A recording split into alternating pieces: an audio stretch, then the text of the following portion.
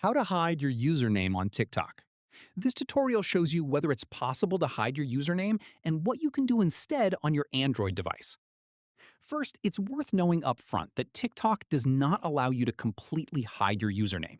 Even if you change your privacy settings, your username remains visible to anyone who searches for it or comes across your profile. That said, if you want to limit who can see your content and interact with your account, making your account private is the closest option available. To do that, open TikTok on your Android device and tap your profile at the bottom right. Tap the three lines at the top right and go into Settings. From there, tap Privacy and toggle on Private Account. This means only people you approve can follow you and see your content. However, keep in mind, even with a private account, your username and profile picture are still publicly visible. Anyone on TikTok can still find you by searching your username, so this doesn't fully hide your identity on the platform.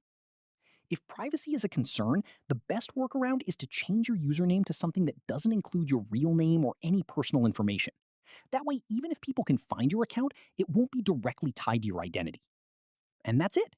If this guide helped you understand TikTok's privacy options, give it a like, subscribe for more Android tutorials, and tap the bell icon to stay updated.